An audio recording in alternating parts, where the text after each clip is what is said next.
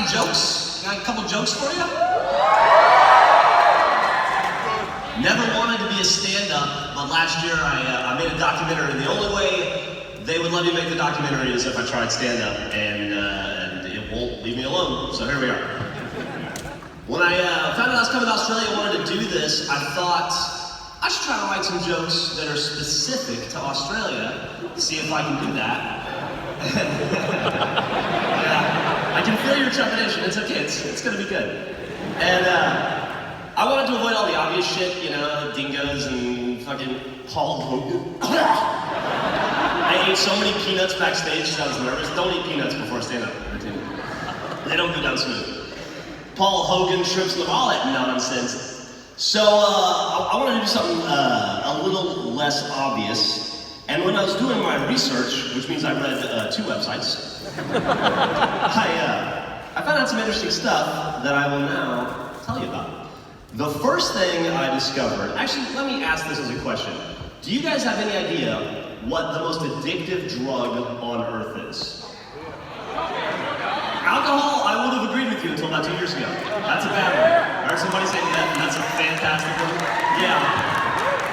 So, it turns out, according to the internet, which knows all these things, the most addictive drug on the planet Earth is caffeine. Now, coffee is the most addictive drug on Earth, which got me thinking. You guys have a coffee shop about every 5 feet in your country. Which means Australia, you guys are the biggest drug addicts on Earth.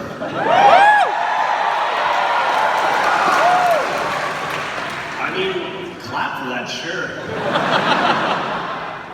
Yeah, okay. I thought that was pretty ridiculous.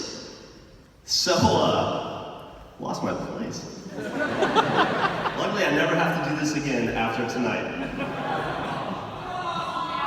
What's that? Oh, I'm not looking for sympathy, Jesus Christ. That'd be ridiculous. No, it's the most addictive drug on the planet Earth. And then I read this other thing that's fucking crazy. In 2017, you guys kicked Starbucks out of your country. They had an operating loss of like $140 million in 1 year, which means the biggest drug dealer on Earth couldn't sell drugs to the biggest druggies.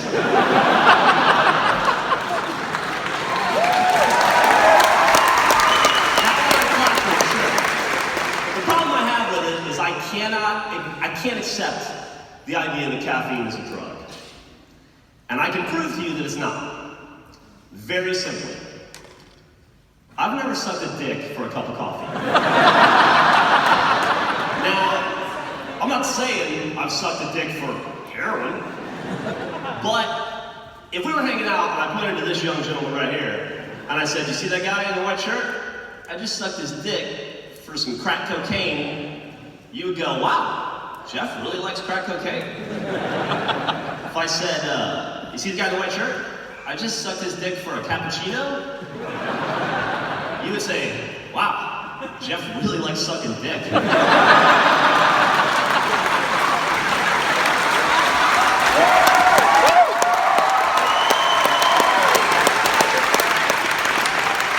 Think about it.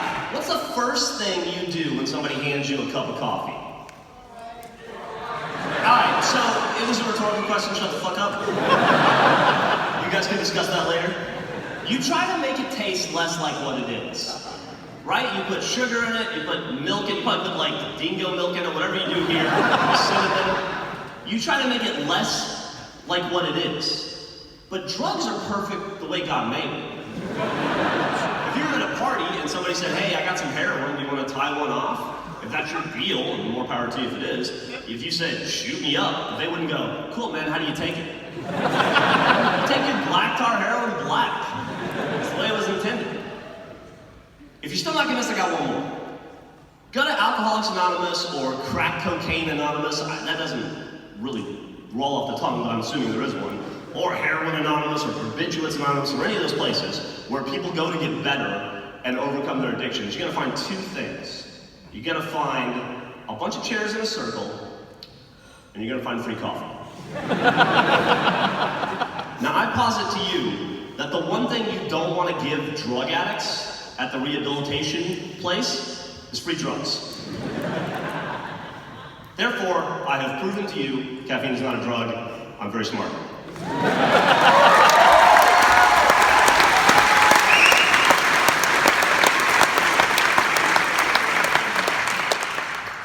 Made a personal discovery about myself recently. Found out I'm gay. And it's for the joke, I'm not. But maybe. But I'm not. But, you know. We were having a conversation at work with these idiots I work with. Typically when I tell this joke, the people I'm telling it to don't know who these idiots are, but you guys are intimately familiar with us, so it was the Achievement Hunter guys. We were talking about what the scariest thing on Earth is to a bunch of straight dudes. And, you know, all the dumb shit gets thrown out, like a positive pregnancy test, or commitment, or responsibility, all that stuff. But what the answer actually ended up being was another guy's dick. Any other guy's dick. Well, ladies, you won't know this because you've never been in a men's bathroom, or maybe you have, I don't judge, I don't know. But if you see a guy go into a bathroom, we go in like this. We go up to the urinal, we put blinders on, we try to do everything in our power not to see the guy next to us, his fleshy dick, or the other guy. Why? No idea, it's terrifying. It's Michael Myers, it's Freddy Krueger, all rolled up into one belly. So I asked a question. If a dick is the scariest thing on Earth, and there's a couple scary things you can do with a dick, what would you rather do with a dick? Would you rather receive one anally or orally? The answer was pretty clear to me, but I found out our office was divided evenly. All the older gentlemen, we all agreed, anal's the way to go. The younger guys, they have an oral fixation, I guess, I don't know. They were all really into the idea of blowing dudes. And I mean really into the idea. It wasn't like, oh, I guess it'd be the lesser of two evils. They were like, no, give it a shot, fuck it. Maybe it's a millennial thing, I don't know. I'm Generation X, we take it in the ass. So, t-shirt, yeah, there you go. So, the reason I think that it would be a terrible thing to blow a dude if it turned out it went wrong, and I assume it would, because A, I don't think I'd be any good at it, and B, I think I would throw up a lot, is I associate so many positive things with my mouth. If I have a terrible time on my butt, that's cool. I don't have a lot of positive stuff going on back there anyway. But I really, really like bananas, popsicles. And I would be afraid that if I sucked a dick and it went amiss, for the rest of my life, anytime I ate a banana popsicle, I would think about sucking dick.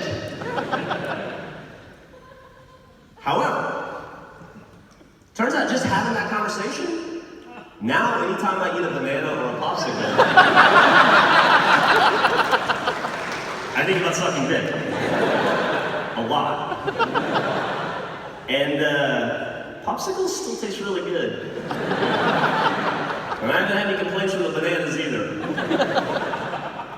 Alright, those are jokes. I had those jokes. Now they belong to you. I'm gonna go back there. You stay here. I'm gonna go back there and we'll do more show. Thanks a lot.